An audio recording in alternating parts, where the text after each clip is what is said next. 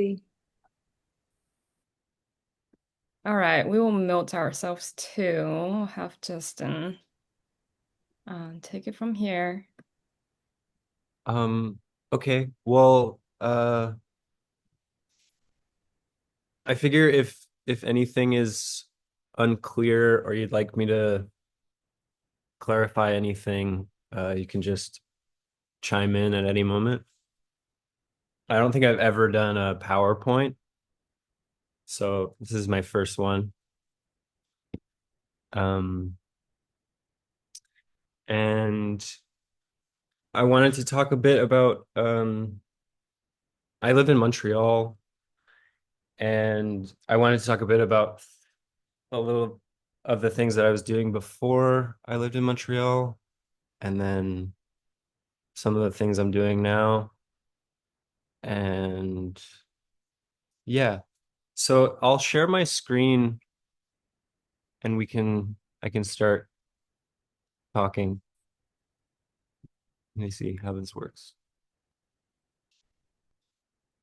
Um, Justin, just like I just feel the urge to just do a ceremonial, like thanks to everybody for coming. And also I'm so excited to hear you talk.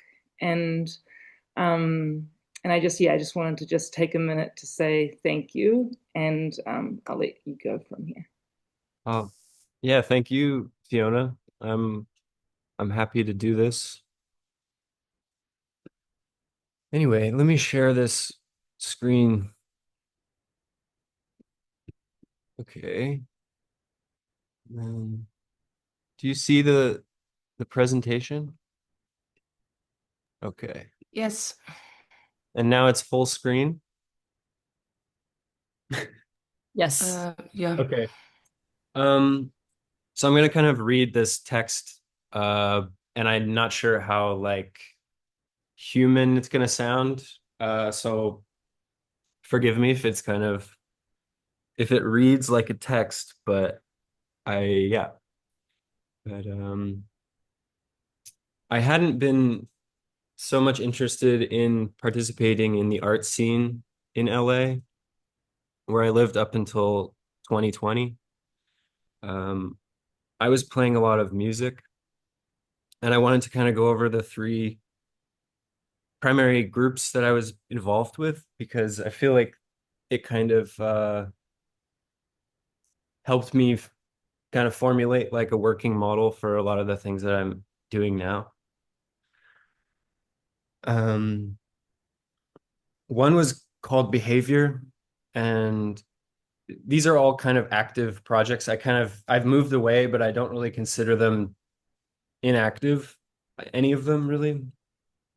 But if I refer to it in the past tense, that's kind of just a mistake. But that one was based primarily in improvisational dynamics surrounding experimental rock idioms that were kind of codified, and lyrics were written in collaboration, um, generating a kind of other voice at once each of our three voices, but also an alienated fourth character. It kind of worked out to be. So this is an image of that that band, and here's the fourth character that I feel like was kind of produced out of that. I feel like we seem to occupy a kind of alienated position among the kind of indie rock underground. Our sound shifted, and it always seemed like by the time some people became interested in it, we'd already kind of moved on to a different direction, kind of superficially. We didn't make any money. This is us, and that's me with the arrow. Um, we didn't make any money, but the band is very rewarding. The second band is called P22, and this is that band. there's me again in the with the arrow. And it followed a more traditional route in the anarcho-punk style, um, playing simple, loud punk guitar music that was trying to see about how authentic forms of more straightforward political expression might look. This band seemed to garner a kind of different notice in the underground scene in a world more consistently concerned with looking back at specific moments and sounds and forms of resistant expression. The third band was a cover band called Purity. There's us again. Nikki's in this meeting. She's in the last two bands, and Bedros on the left is in Behavior too. But this band's called Purity. We performed songs from the subcultural songbook. They were all flattened against a techno backing track that doesn't stop. We primarily perform in this group at art events, and every time we did it, the performance repeated itself. The song's duration and organization of the material was always consistent. I've not thought about it too much in this way, but the repeated performance functions a bit like a film screening or a listening party with a fixed repertoire. It's a bit like a traveling show tune event, I thought, but the product uses kind of aloof tendencies of punk performance as a prop or an icon.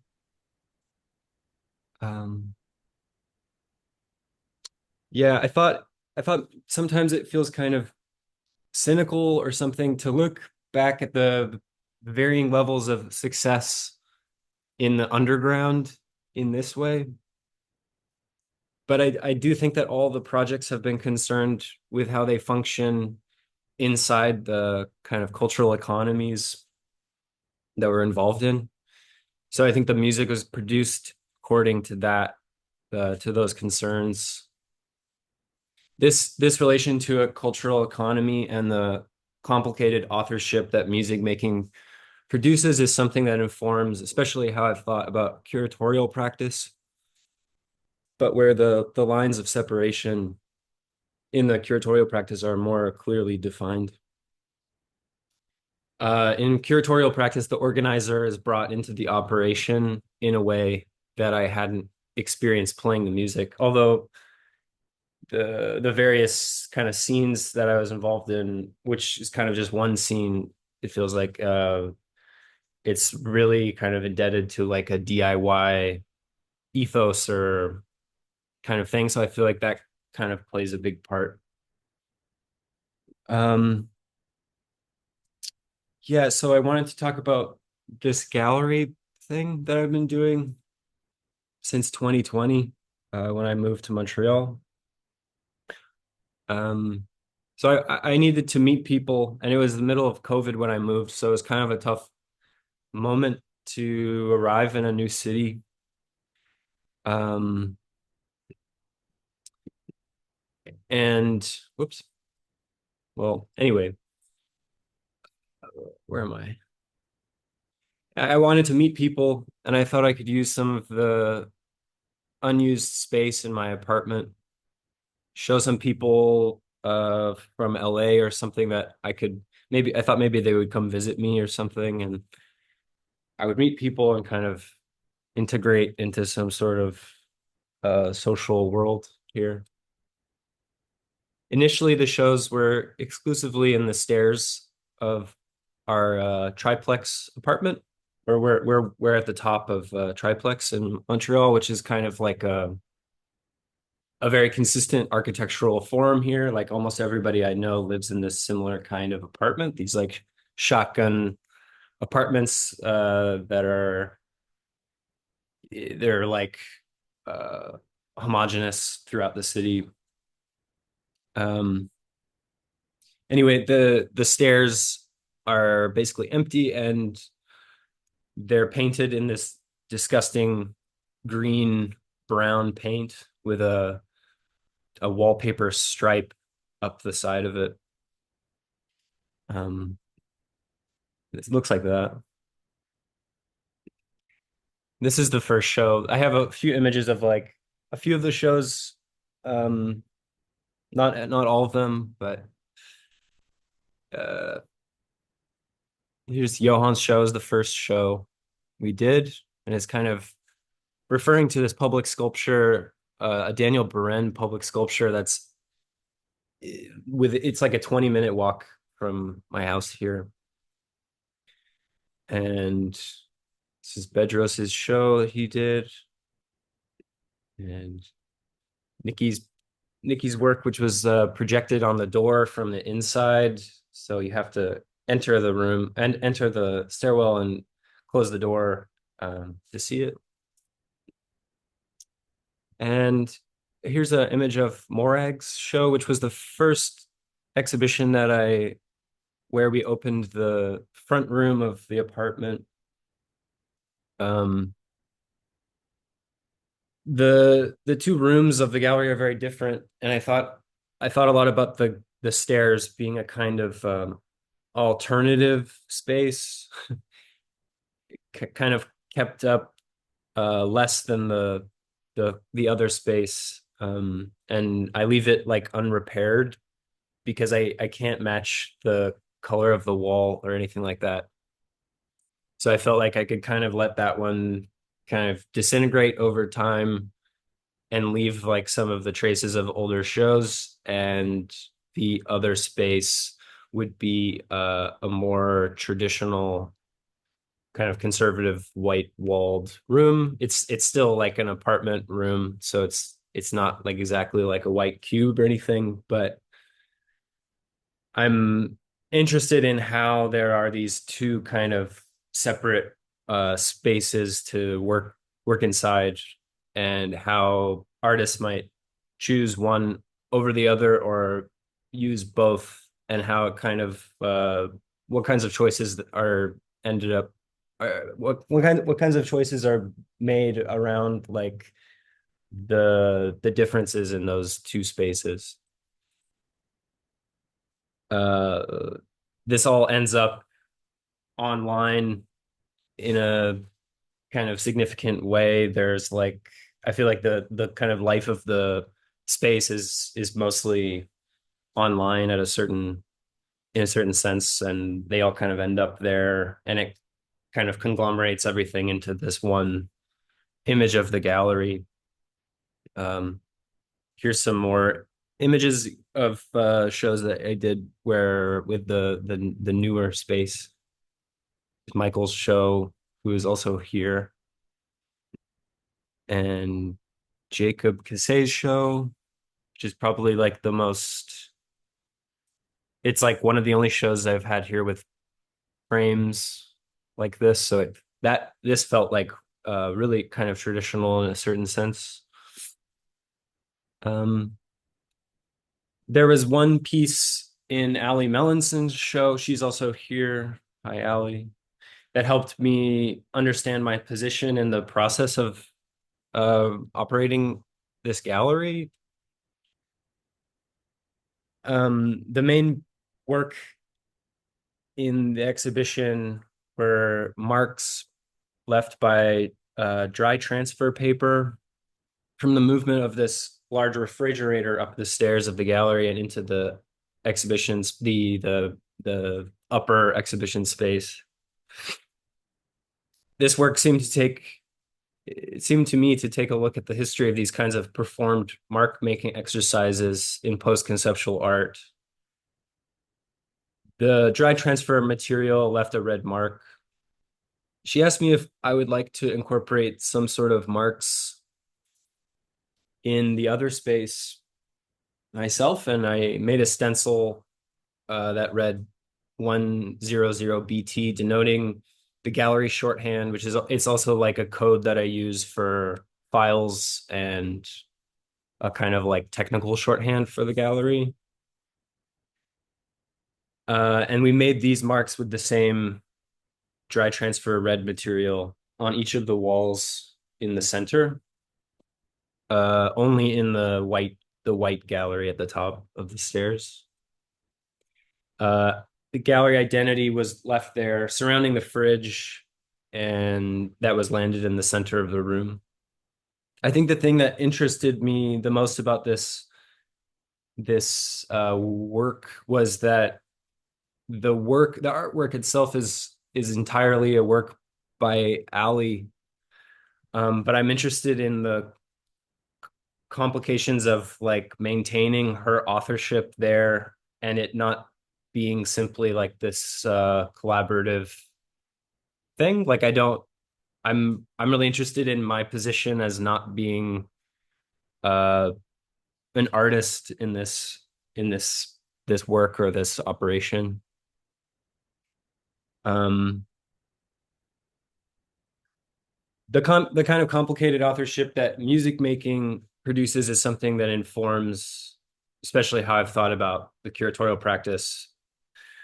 Um, the like stewardship role in this way, like providing space and time for someone to pull something together while also maintaining a kind of brand identity or something is something I think about a lot.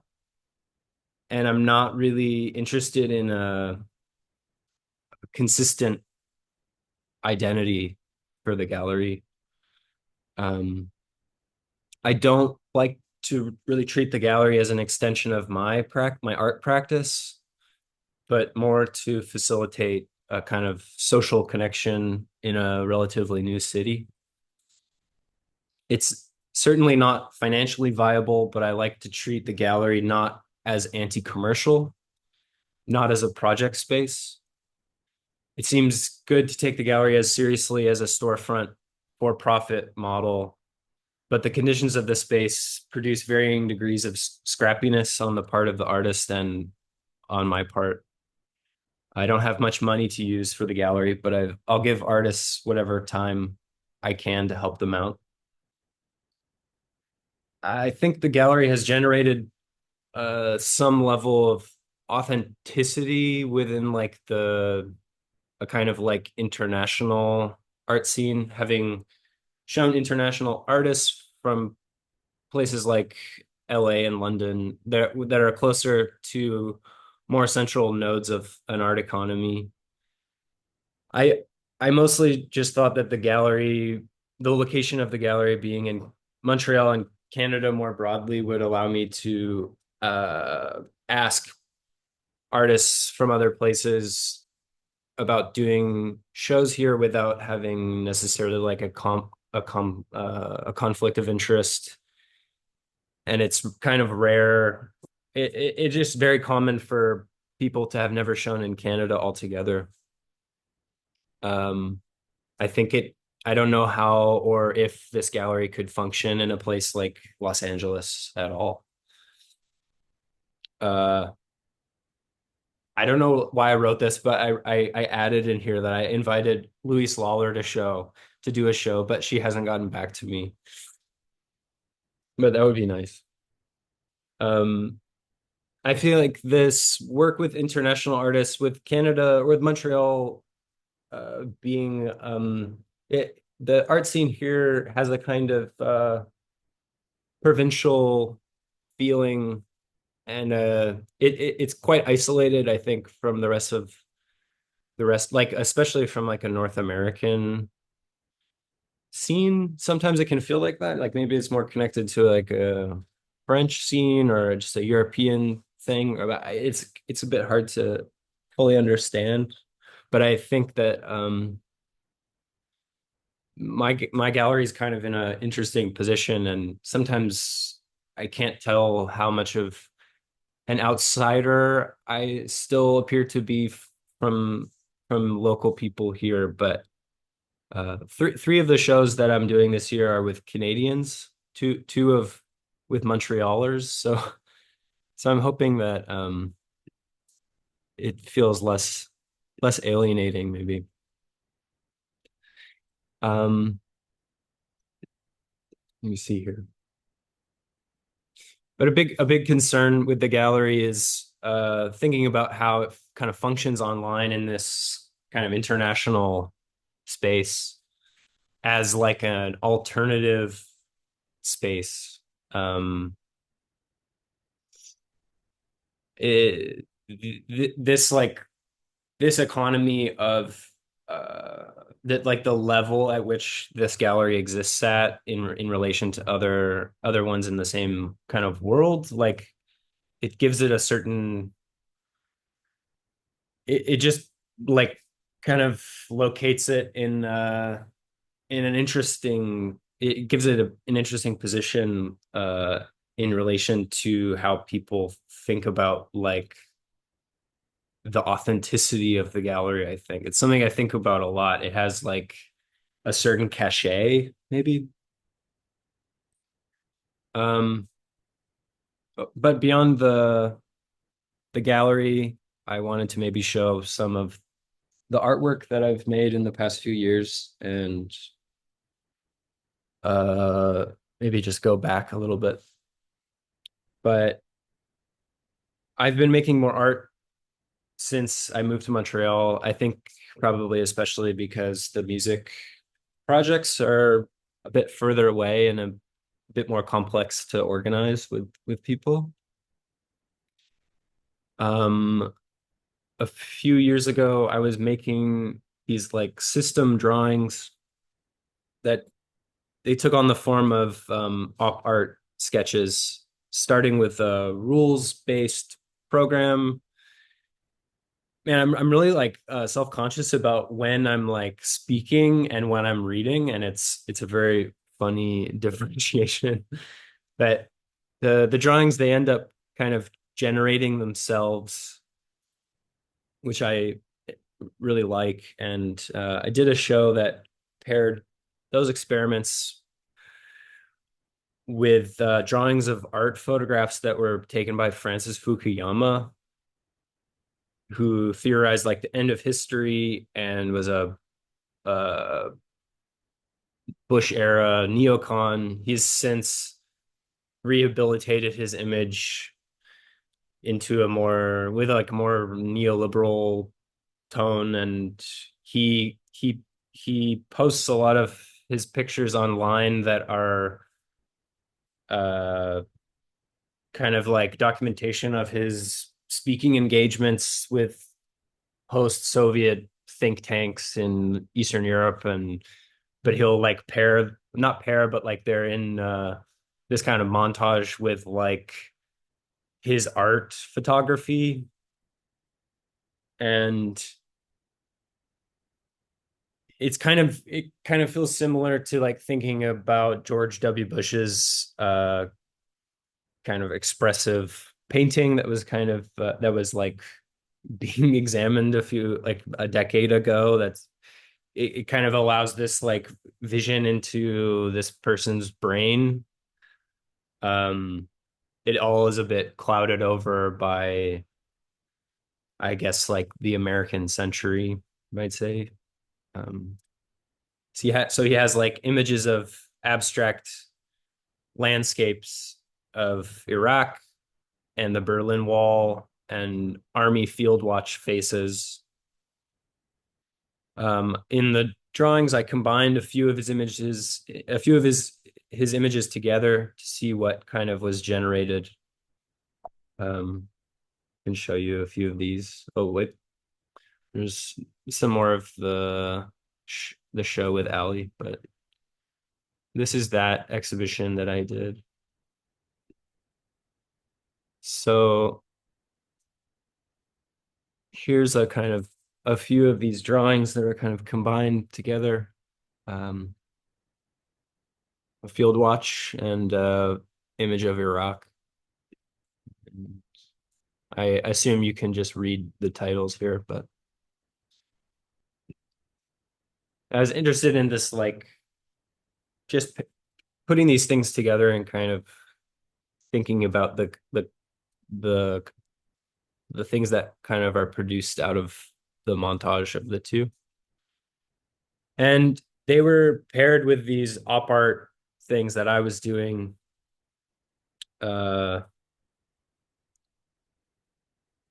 I felt like it was like two different amateur kind of approaches that were facing towards each other. And I feel like for the images of photographs by Fukuyama, I was kind of when I draw from photographs, I just trace them because I feel like it's just similar to how photography functions for me, like especially just materially, like it's not as financially viable for me to be making photographs anymore. Uh, I'm I'm like used to working in a dark room and I enjoy that process, but it's just kind of getting more and more expensive to do that. So I kind of think about like drawing as kind of like a analog operation that is a simple way to picture something that maybe retains my hand or something, but it's kind of just feels like a simple way to uh picture anything. These are all these op art things. And and then last year I did some darkroom prints for a group show that was in Montreal. They are four images of the same stock image of the New York City skyline, each one shot at a different dramatic angle. When printing them, I was thinking about early modernist European photography of industrial landscapes, but also of amateur high school beginner photography experiments, uh, like getting sent out to photograph whatever, coming back with images of power lines in the suburb, like abstract geometric forms. The distorted relationship here occurs against the image, though, instead of against the landscape. I called this work The Visitors, thinking about gallery visitors, tourists, and a projected art scene that constantly fluctuates between localism and desired international recognition. Um, Here's some more and some close-ups of these.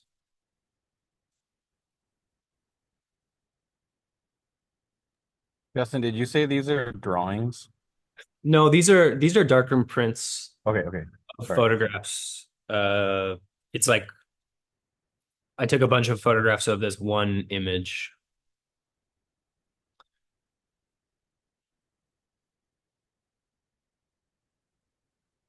Um, and most recently, I was in, whoops, yeah, I was in a group show that opened last week that was the first show for this new space here.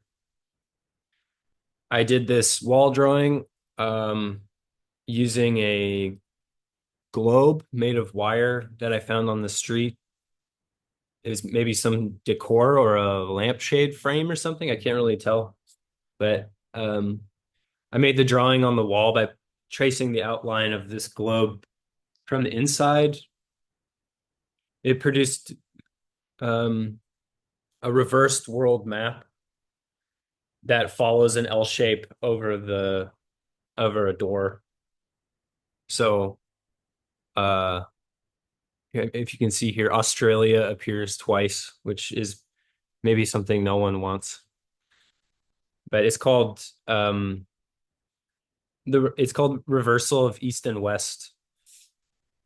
When tracing out the globe, the elements repeat, and even without the reversal produced by this process, east and west become kind of interchangeable. And I've been thinking about this work as like kind of utopian. Like I just like this idea that it pictures like a globe that is kind of it has a kind of infinite there's an infinite spread to this drawing potentially, and it does make me feel about like humanity being connected together, which is a kind of nice thing to think about for me. Sorry, but my picture maybe Yeah, I just don't see it really. Is yeah, it? it's in pencil and it's like it's difficult to see. Here's Ah, like no, a I see. Yeah. close up, and Okay, thank you. I can send there's the documentation of this is on the website for this space, and I can put it in the chat or something, and maybe it's a little easier to see there. But No, no, I see it better. Thank you. they keep showing like photo images of the show online and stuff, and from far away, like wide angle shots of the show, you just can't see this work at all. And even in the space, it's like kind of difficult to see, which is kind of nice about the whole thing. People didn't really Yeah. don't it's easy to not notice.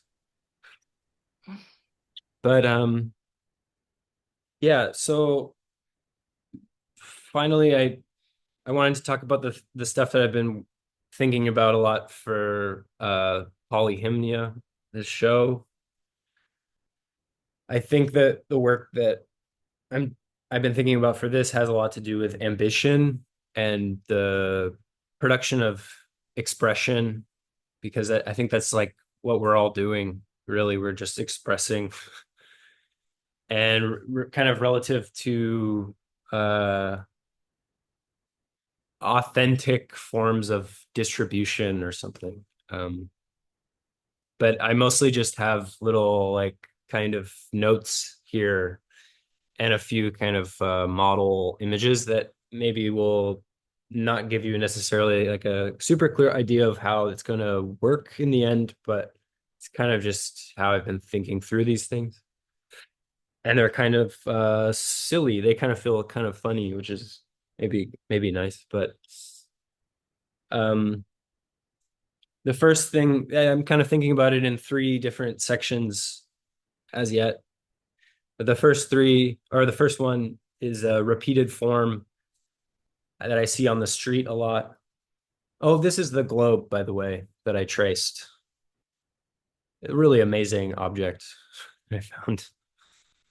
But anyway, so yeah, repeated form seen on the street, this kind of customizable art, these distorted Union Jacks that point to the product origin, history of consumer confidence. Although the Union Jack graphic appeared on the tops of these cars dating back to the founding of the company in 1969, the Mini Cooper, their presence on side mirrors and other smaller elements of the design, like the radio or like the like weird little details on the cars, have been like customizable in this particular way. That appears to date to around the 90s. And I feel like maybe the brand was trying to set itself apart from the industry trends towards globalization or globalized production processes. So I'm interested in this corporate signaling, and I think it probably I feel like Austin Powers probably had a bit to do with it too. Um, Something else, and the next thing that I've been thinking about is guitars. And in the 90s, similar to the automotive industry, trends in corporate branding seem to tend towards a process that kind of authenticated its products to a further and further alienated consumer base. In 1995, Fender guitars began producing their Relic series. It was a high-end line of guitar that came pre-aged with marks of years of play built into the new product. This distressing was common in secondhand guitar culture. But what interests me here is the industrialization of use directly from the top. Here's another one. This is called the Heavy Relic. or maybe super heavy relic. And here's some process notes. The guitar pictured here is new. I took this image at a guitar store. It's the guitar pictured here is new with the implication, understood, of course, by the consumer, that the guitar was once painted sunburst, that was then painted entirely gray, and then entirely black. And then the entire thing was played so much that the raw wood underneath the initial sunburst was exposed. All the layers of personalization uncovered, use value demonstrated to the customer. The last thing that I have been thinking about a lot has to do with the subcultural or alternative or artist run scale of the galleries, a few of which are involved in hosting polyhymnia, but all of the galleries involved, I'm kind of interested in this dialogue or something. And 100 Bell Towers is going to host one of these things, so I'm kind of also involved on this level. I have a plan to kind of formalize these questions into an email or something soon, but I know Veronica's here, and I think the wig is supposed to be doing something as far as I know. So I'm kind of curious about Angharad's thoughts about this. Maybe not right now necessarily, but I'm just kind of curious generally. But the question, having done my gallery project for a few years, the question of how I document and represent the space has been on my mind a lot. I'm like constantly thinking about imaging this space. And I'm sure it's something that everyone kind of thinks about, because also like over time, there can kind of develop like maybe like a kind of codified relation to this documentation, one that works best for the limitations of the space, the kind of work that might get shown there, and also to kind of maintain a consistency of the look of the gallery.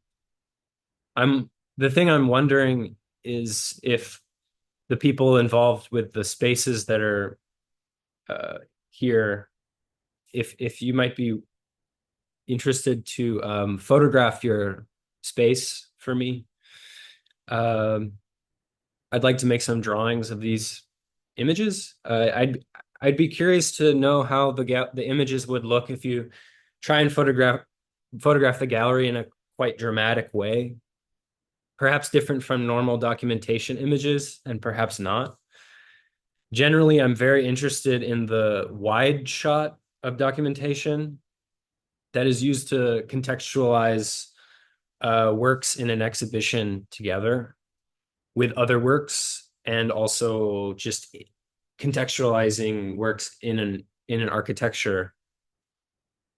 Use of a wide focal lens is often employed for these, making a small space appear bigger. I mean, but albeit not as extremely as is possible with like something like a fisheye lens. But I do think that the wide angles they perform a dramatic effect. You can be very up close to something while retaining a wide view. So with a playful drama, I think the image might distort the straight lines of the gallery, and perhaps a kind of complication will occur in how the participants in culture represent themselves. Yeah, so overall in my work, I'm most interested in ambition and differentiation and how we represent ourselves. And that's all I have.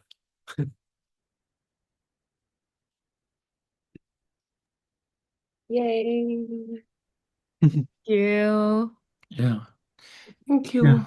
And we would be happy to send some wide angle shots and Yeah, I think it could I'm just interested in like playing around in the space, and anyway, I'll kind of like formalize this request, I think, pretty Cool. soon. Cool. Hey, Leslie.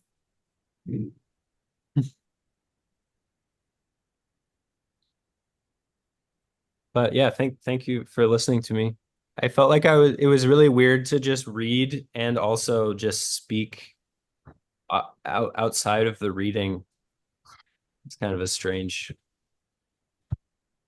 feeling. Didn't feel like reading to me. Felt you spoke so directly and freely.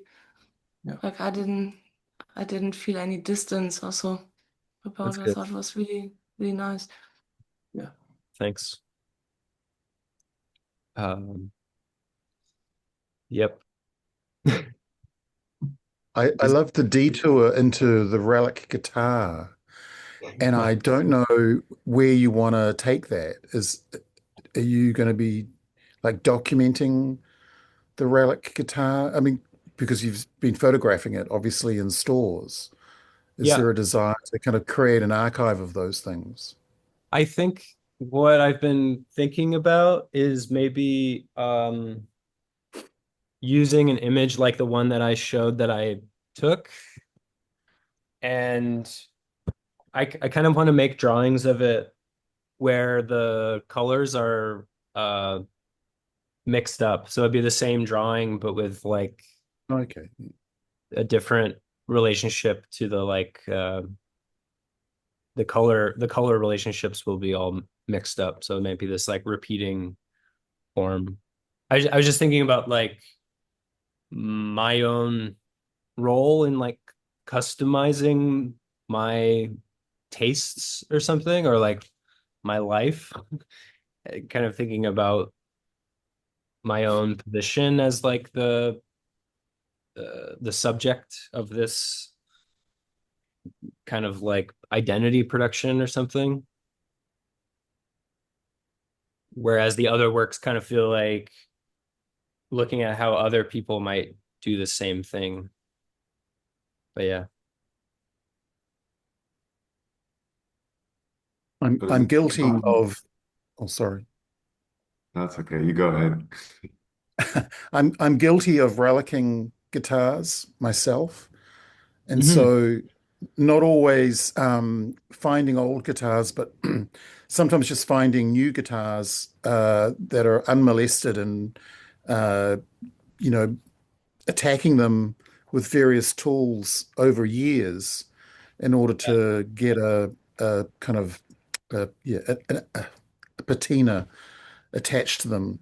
But it does kind of create a lot of da it creates a lot of tension because if you buy a guitar and you start wrecking it, the outside of it, like I've got one here, like this one's really old. Oh, I don't know. Yeah. But I mean, I think, you buy it and then you start wrecking it. And there are moments where I doubt what I'm doing because it's not a good idea because you talk about like, commerce and the economy, and what you're doing essentially is like ruining a perfectly good finish on a guitar Mhm. for kind of aesthetic reasons. And yeah, it's an interesting tension. Yeah. Yeah, it's pretty interesting to imagine like it industrialized like Yeah, scale too. exactly. Like, Yeah. because I was reading like a history about these this process, and there's like they produced like a few models to show at trade shows in the 90s, Yeah. and some people were really into it and some people were like, why the fuck would you want to buy this? And they did well in certain like uh in certain places and they did horribly in other places, but then they caught on somehow and they had to scale up their like really small operation out of the Fender custom shop, and they had to like assemble like a team to do this at like a mass scale. And it's pretty funny to imagine like a factory where this process is being like sped along, you know? Yeah. Yeah. Really A like lot of waste. Yeah. hey Justin, great Hey, presentation. Um like that last guitar really makes me think of like because it starts to like lose the like origin of like interpretation or something, or it's like the drift so far from like, oh, the authenticity of like a cool used object gets like totally warped.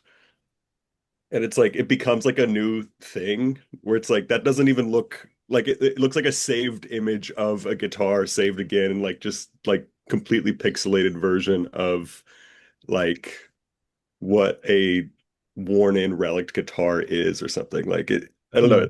The layers just keep like going to like it's I like the idea of this pursuit of just like just tracing it until it's just completely absurd, where it's like it's not even about it looking authentic. It's just about replicating the replication of the thing or something. It's really like it's kind of twisted. I mean, it's kind of the same with the Union Jack, sort of like getting reduced and warped into these like different like shapes and knobs and stuff, but just preserving like the look of a Mini Cooper rather than like the actual flag or like British, I don't know.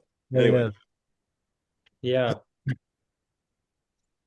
It's also interesting to me to like imagine the industrialization of like the process that's kind of approximating like your body's relationship to an object and that's totally. like exactly what it is. It's like the guitar gets worn out because of your body being like rubbed against it for years and years.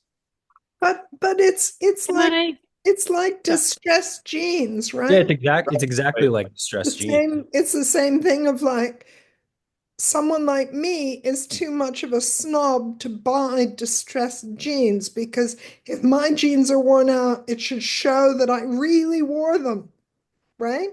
So what Mhm. does that say? And I feel like a lot of your work is in that kind of uncomfortable in between place between, like challenging that whole idea of the authentic distress. Mhm. Not by sort of going, isn't it crazy that Fender supplies us with these things or the jeans company supplies us with these things? But what's at stake in wanting your jeans to be authentically distressed by wear and tear over years? Like what the fuck is going on there? Mhm. And I was also really, really interested in when you talked about the Francis Fukuyama photographs and like making drawings of them. And you said something like it's two different amateur projects facing towards each other. And I was interested in the amateur as a space of the inauthentic also, because I'm really, really obsessed with how our unconscious is full of the garbage of capitalism. So all the advertisements we've ever seen, all the sitcoms, all the pop songs, all the, rubbish. And so when we dig deep down to get that authentic line in our song we're writing or in our painting we're making, what we come up with is this used thing, right? Mhm. Because we've absorbed it, it's been pouring through us Mhm. for forever since birth. The kind of gender shit, the spectacle, on and on and on. So yeah, I was really interested in this idea of the amateur project as a space where that's kind of in play or something. Anyway, just a thought. Sorry, I think Will has been trying to say something for a long time and has not had a chance, and then I interrupted, so forgive No, me. but you said what I was gonna say. So it was sort of asking about just in London, I mean, when you see, I can imagine seeing this guitar in somewhere where I grew up in New Jersey, like Guitar Center, but then I guess seeing it again, like in terms of fashion, and I guess the guitar is almost shown in a way that is fashion. But then in London, I see distressed jeans. I mean, or like you see these caps that have like rips in them. But then I have friends that wear them, and there's no like qualm about wearing them. But I Yeah. almost wonder if not that this is very niche, but like the difference between a guitar and this object to maybe uh, fashion and in terms of like, is there something that has a bigger weight or less weight, I guess? For me, Mhm. that's very specific, and that's how I'm reading it. But Yeah. I don't know. Maybe it's because I'm wearing distressed jeans, so I don't. Yeah. Man, I'm But too I have embarrassed. them I'm too too. embarrassed to talk Yeah. about it.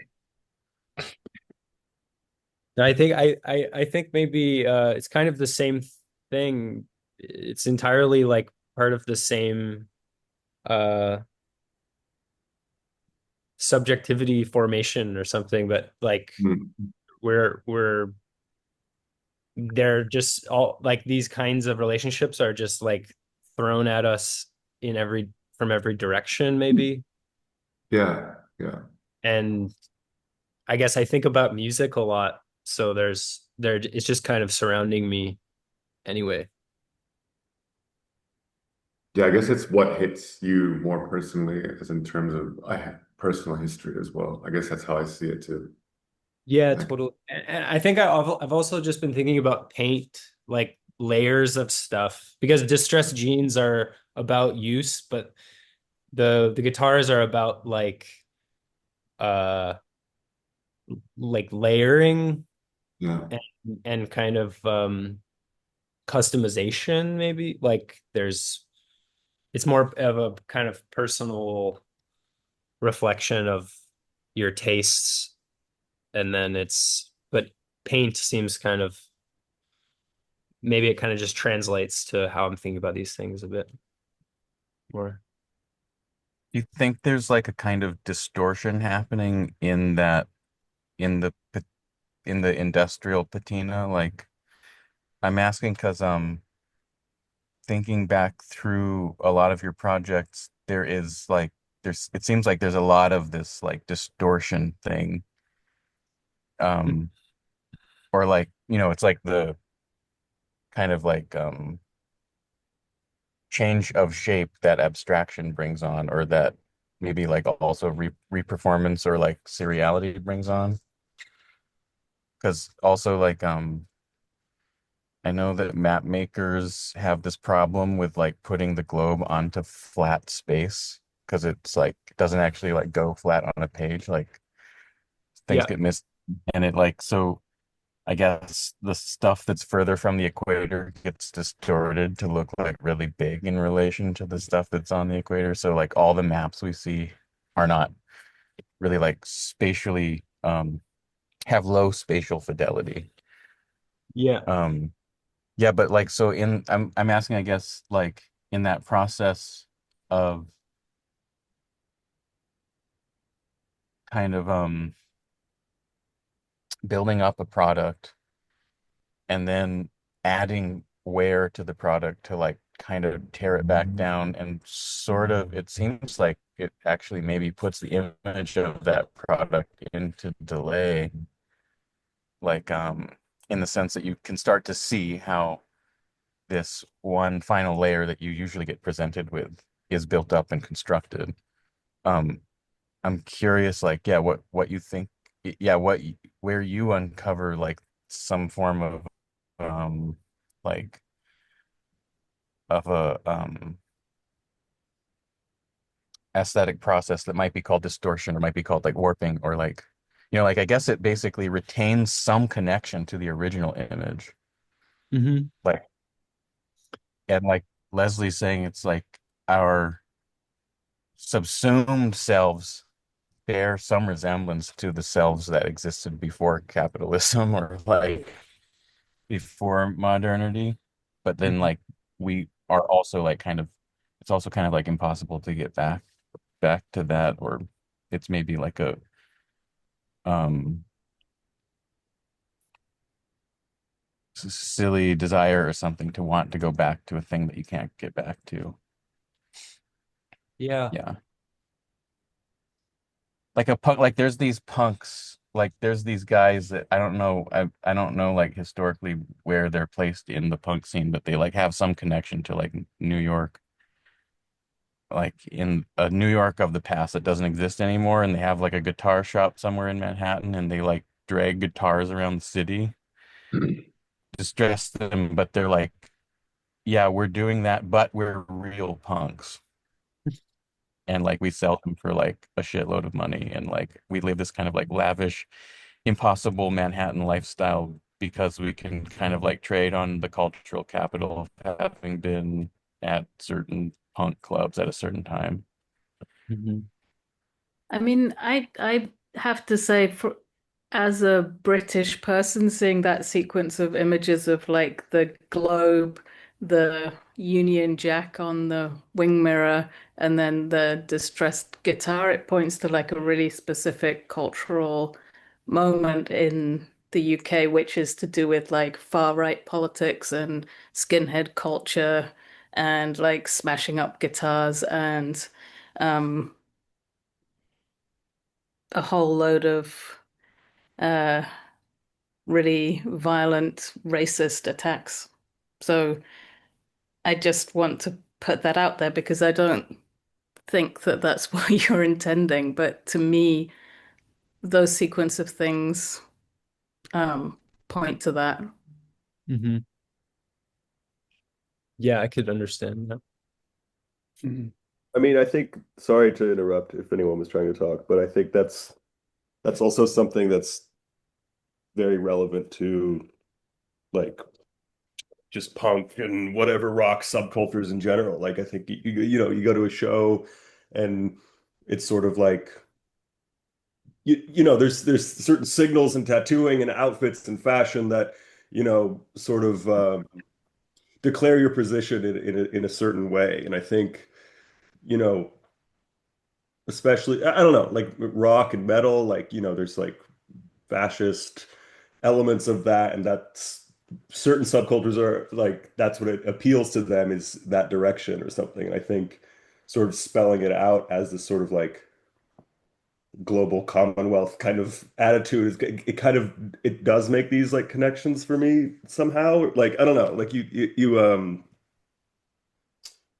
I don't know, it's like all in the same sort of pot or something. If that makes sense. I don't know. I think that there's I mean, it was interesting hearing Jason talk about distortion as you were so distorted on my computer. I think there might be something happening also that what Justin showed us as source images, which are then going to be drawn.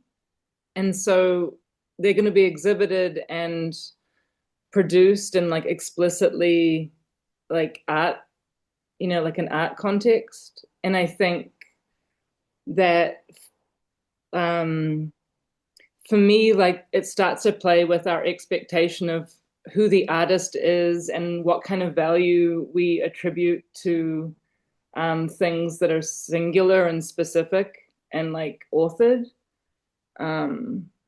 So I think I think that people have been faking stuff forever, like, and also mass producing fake stuff, like even big studios that make ceramics. There's like a whole production line of people that make fake paintings on, that they look like they're just done by one person, but it's a reproduced painting. Like, I think it's the same kind of thing. But I guess I just wanted to I just think that the fact that they're being thought about in an art context is super important to the discussion of these pieces. And like when the drawings that you showed of the show, with the like, can you remind me of the economist's name? Fukuyama. Yeah, like the way that you brought those through your hand in such a consistent mark making, like I think does something strange, like Purity, when you play covers with the techno track, it does this kind of like I don't know, it sort of it flattens at the same time as makes them like it takes it through your body at the same time. So it's just kind of like an unexpected move. Yeah, actually, I wanted to ask about consistency, because like in all your drawings, there's a lot of consistency. And I was thinking about like if that's a word that goes through your head when you're like drawing, because you don't seem to erase, you like have quite a consistent mark. And then I was thinking about like playing the guitar, like there's a consistency that is yeah.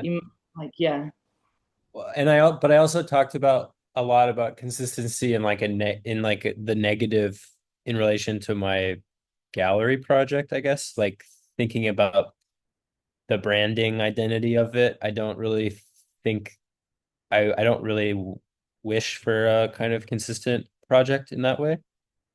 Um, I probably just don't. I guess I don't think that I'm like I don't feel like I have a very consistent process at all, and it's pretty scarce to begin with. Um, so I probably just have like a limited tool set of like how to make anything, and that's maybe the consistency. I don't know. I have a lot of limitations in that way, I guess. And like like I'll and I get used to these processes and I don't really want to do things other way. Like I like working in the dark room, but that's like the way that that translates to like how people think about the function of the work is pretty interesting to me, but it like literally is mostly convenient form for me because I'm used to it and I just like the way that that process functions, even though I know that there's like simpler ways to put an image on the wall, you know? But I'm interested in like how the like, how like the history of the move of using a darkroom print now, how that like kind of flutters into the present because it complicates the read a lot, I think. Uh, and it's definitely something I think about, but it's also just like convenient in a certain way. I'm just living in the past, I guess.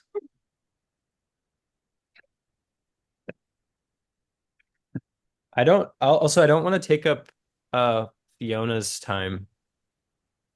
It's all good. um, I was thinking about, I mean, I guess we'll get to see what comes of these works in time, eh? Yeah.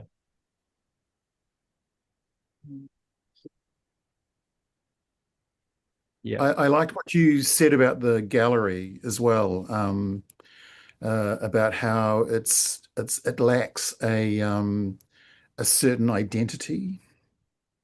And I think I when you were talking about that, but talking about the musical groups that you're involved in, I kind of thought that there's a similarity there, right? That the gallery operates in a similar way to the DIY, the do-it-yourself aesthetic of punk rock.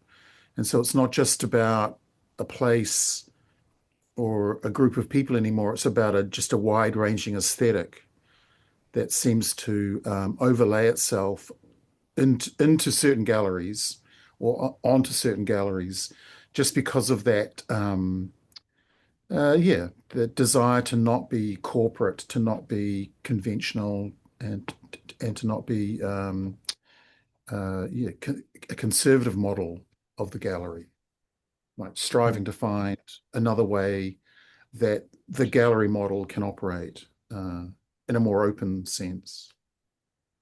That's why I like the stairwell as a site because it's so grungy in lots of ways with the colored wallpaper and all the marks. I think that's, really fascinating way to operate. Yeah. Yeah. It's curious to me how like those this kind of like alternative space gives it like a kind of cachet though too. And how people tend to think about like there's just different kinds of value judgments to be made in a space like this than there would be in a more traditional gallery, I guess. And I don't know. I wonder It, if Yeah, It's a good time for a little break because I don't know if people have to leave in an hour or so. of course. Maybe we could take more discussions to emails or other. Yeah, yeah, absolutely. Cool. Well, thanks everyone for listening to me and talking to me. Cool. Appreciate it. Thank you. Awesome to see your work. Thanks so much. That was really, dude, like, do you think you could share the documentation of things maybe? Yeah, yeah. I'll send yeah, I'll make it Like happen. your shows, yeah, because they were like really, really interesting to look at. Oh, thanks. Thanks. Yeah, I'll make a little press kit for everybody. Nice. Gallery, cool stuff. Yeah, yeah. All right, I appreciate it. I'm gonna go on mute Okay. now. Yeah. Okay, we'll leave the Zoom on and then should we come back like 11:20-ish, like in 8 minutes maybe? Okay, cool. We'll Good. move ourselves too. Can Okay. we need to get let in if we No. leave and come back? Oh, Okay. yes, Yeah. but we can just click you in, I think. I'm gonna do that on my phone because I'm switching from Okay, computer to great. phone. Okay. Cool. Cool, cool. All right. Thank you.